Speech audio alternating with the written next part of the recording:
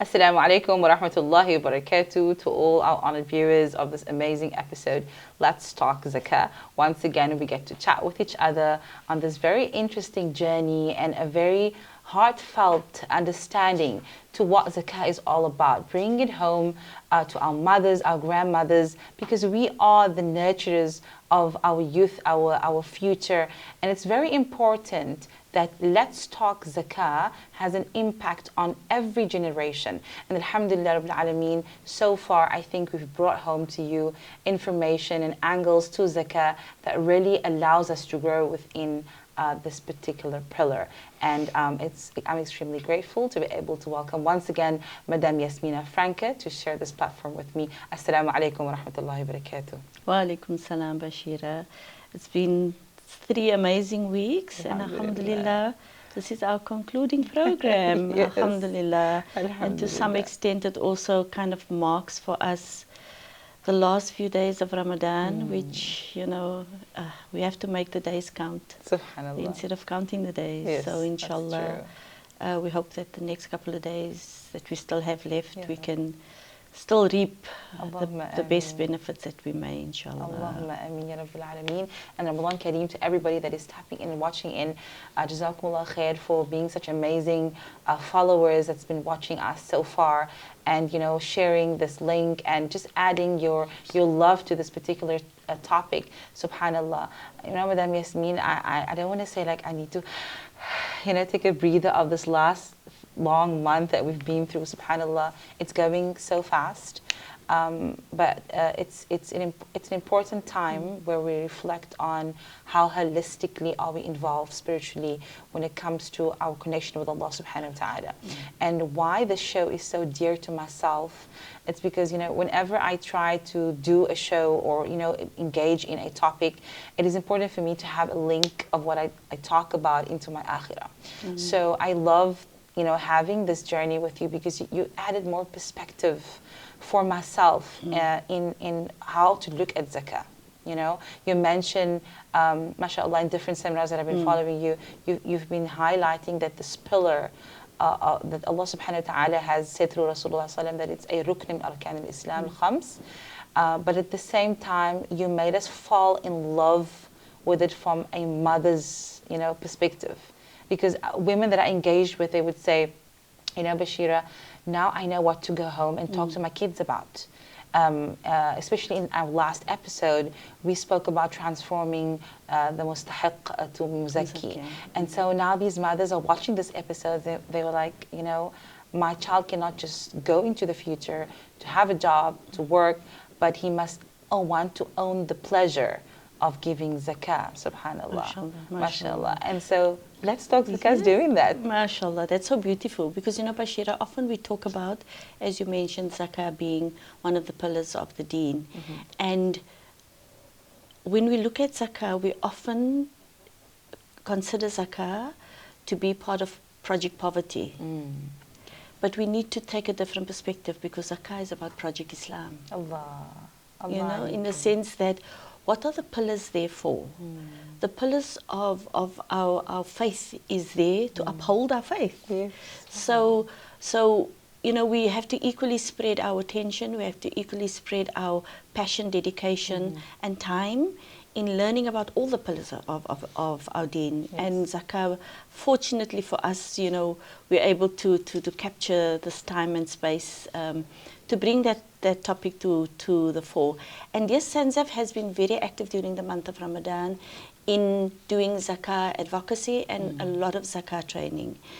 So throughout, whoever's been following SANZAF would have either picked up a did you know fact about zakah, or would have even been invited to our seminars where there is the very technical training around zakah, or would have just gone online and seen some of our Q&As and a lot of radio shows. And those are the important things that we need to talk about because, you know, when we make salah, we're wanting to make sure that we do it exactly the way we are supposed to do it. So when we pay zakah, it's that exact concept. There are so many aspects, and the fiqh of zakah is important because sometimes it's not just about that giving that gives you the sense that I'm fulfilling on this particular pillar, okay. it's about understanding the how as well. And the how is important because that determines whether you are truly fulfilling that particular pillar, because it is an act of ibadah, as we said. And within that act of ibadah, there are many requirements. And so, like everything that we do, when we express our absolute will and submission to Allah subhanahu wa ta'ala, is there needs to be a niyyah. So with zakah as well, you have to make your niyyah that I'm paying my zakah. And the importance of that particular aspect is that it's not just of paying charity. You know, zakah is different to that, because there is different rewards for paying sadaqah and for fulfilling an obligation. So you need to make Allah, be yourself conscious, but also need to make that pledge to Allah subhanahu wa ta'ala. This is the ibadah I'm fulfilling right now. And if that ibadah is my zakah, you have to have niyyah to pay your zakah. But importantly, you also have to make sure that you qualify to pay, you are eligible to pay. It is obliged upon you because you need to fulfill certain conditions. And so it's important when we talk to those things that our audience understand the concept of nisaab, which is that minimum net surplus wealth that you need to have before zakah becomes due on you. And there's lots to talk about when we speak about the nisaab. So, you know, the nisaab was calculated by the Prophet sallallahu alaihi wasallam in either in the value of gold per grams or the value of silver. And in gold, it's 87.48 grams, and in silver, 612.36 grams of silver. And we need to convert that into our rand value and say, if I have the threshold, which is equal to the nisaab, and above the nisaab, then I'm eligible, but that wealth and that level of wealth I need to possess for a full lunar year. So the minute I have that, the importance is to record it, pencil it in your diary. We have these wonderful smartphones that if you put the date in, it will stay there into perpetuity. And it's important. And so I link this back to your opening remark when we have comments from mothers and from grandmothers who listens to this and they feel that they have something to kind of share with the rest in the household. And some of the points to make with the youth is to say, there is this wealth that is a responsibility. And the first responsibility that you need to be mindful of is when you reach the nisaab. Now you tell me how many of our young professionals who just started who'd constantly kind of check the level of their wealth to say, oh mashallah, I have achieved the nisaab this month. And then go to their diary, put it in their diary and say, and it's a lunar calendar, so it's the Islamic date, and say to themselves, I'm going to put this is a mashallah day for me. It's the 10th of Dhul Hijjah or the 2nd of Muharram. I've achieved that date, and then I'm going to check next year, the same time. So that's the whole, the kind of 12 lunar months that passed. If I still have that. Your zakah anniversary. Yes, the zakah anniversary. So, you know, we celebrate anniversaries of everything. We celebrate the anniversary of a marriage. We celebrate the anniversary of the birth of anything, a business, all of those wonderful achievements in life. So we need to celebrate the anniversary of when I first achieved the nisaab. So zakah isn't paid immediately on that time. You have to hold it for a full year, which we call the whole. And so when the 12 months have passed, and you find that you have the nisaab, but more. So let's assume your wealth has grown, alhamdulillah. Then you calculate 2.5%. And so then zakah is due on you, and then it's an obligation.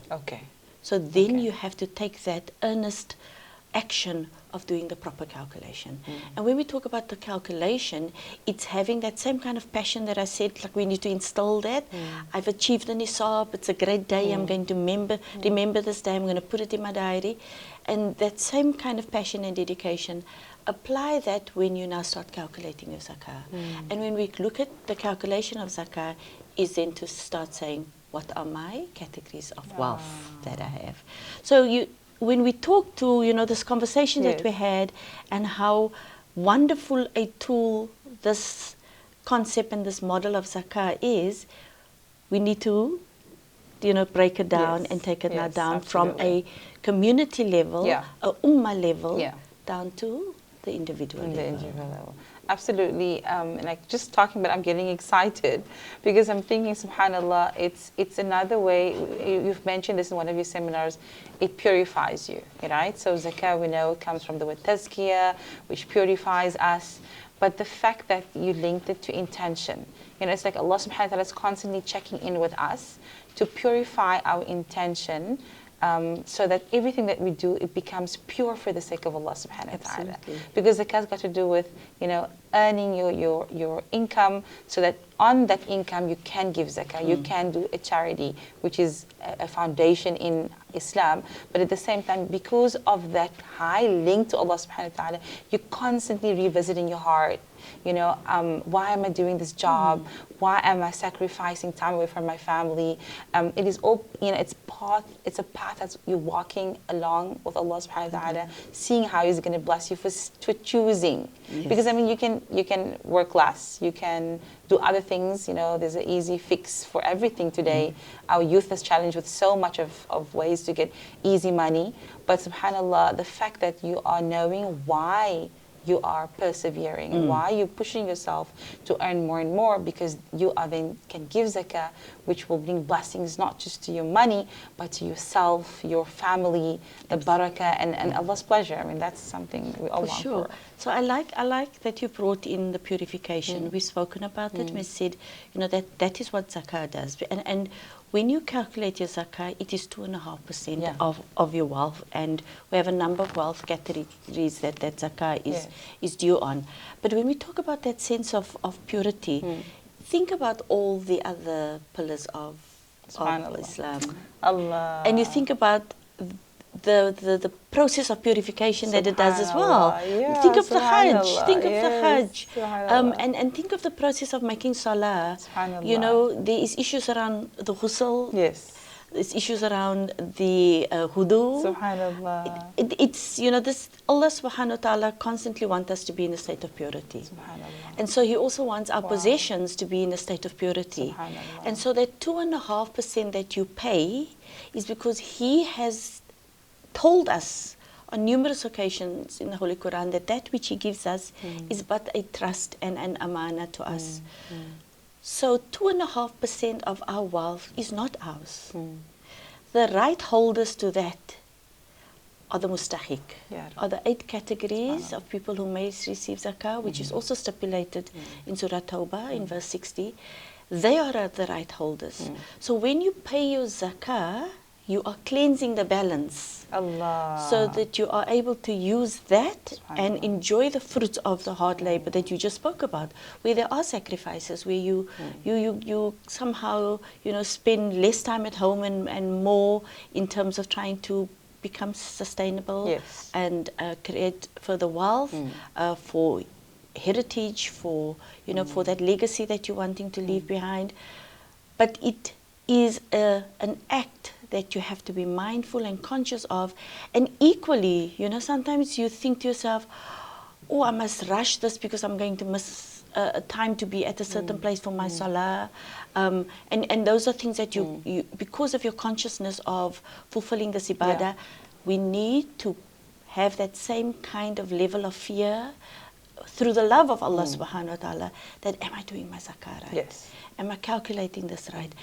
Is there something that I may have forgotten? Is there a certain asset of my wealth that I maybe did not consider?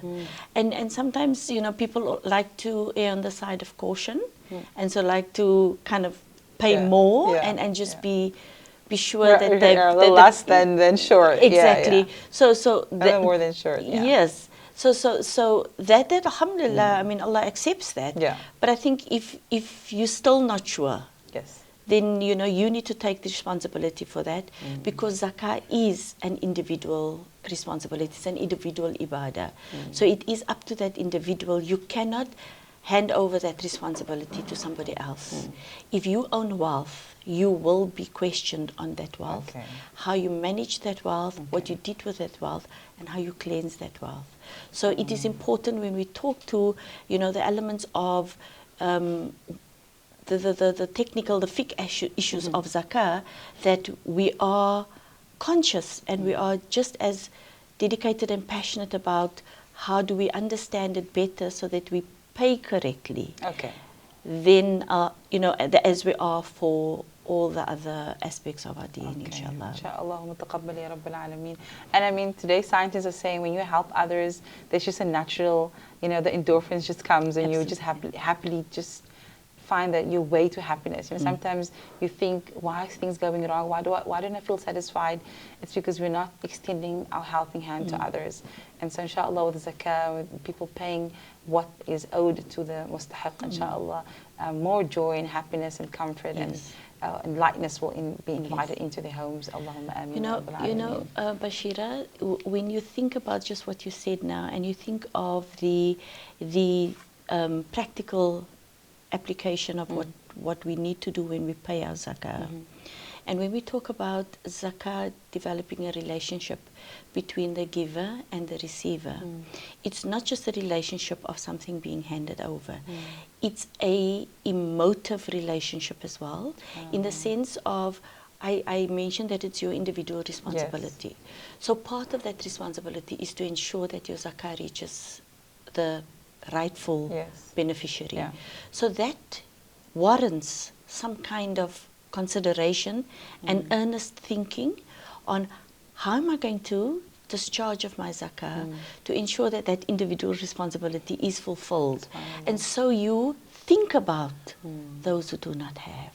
You think about what would be the best medium, what would be the best programs, initiatives, organizations that I can engage with, support, or, you know, just have a conversation even with, to ask, what is it that you are doing for those who are worthy beneficiaries of zakah? Because you have now taken an individual responsibility, you suddenly find yourself asking questions regarding those who do not have, but in a way where you know you are able now to do something about it. So when we speak about zakah, developing a relationship between the giver and the receiver, it's not just that final act of passing on, you know, your portion of your zakah or your wealth in the form of zakah.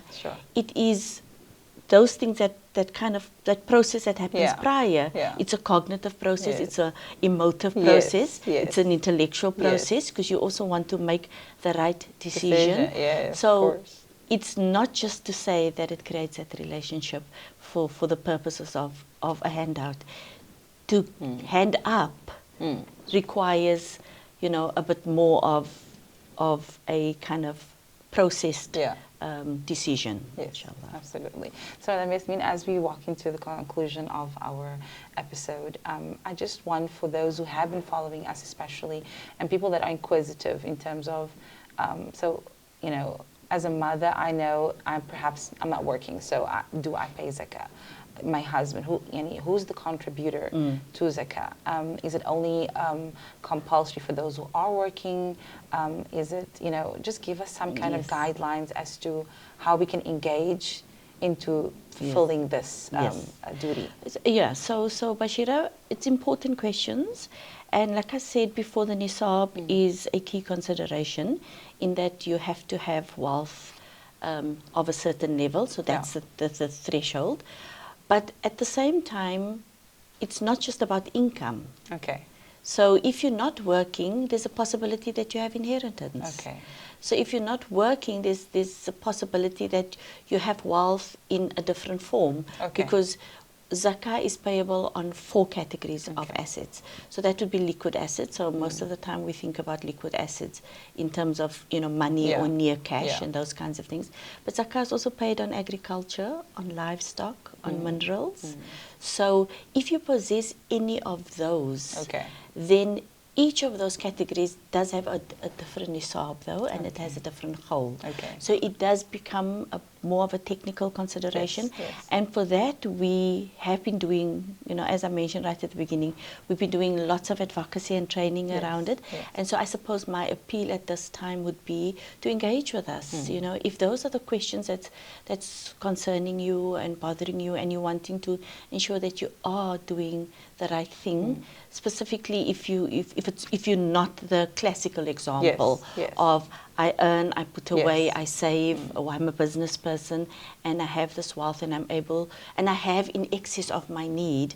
If you're not even that classical, fitting that profile, we're able to assist in terms of guiding, and particularly on an individual one-on-one consultation, because I think every person's circumstance is different. Absolutely. So it's very easy to do that. But I mean, we've got technology, we've got apps, we've got those things that can also engage.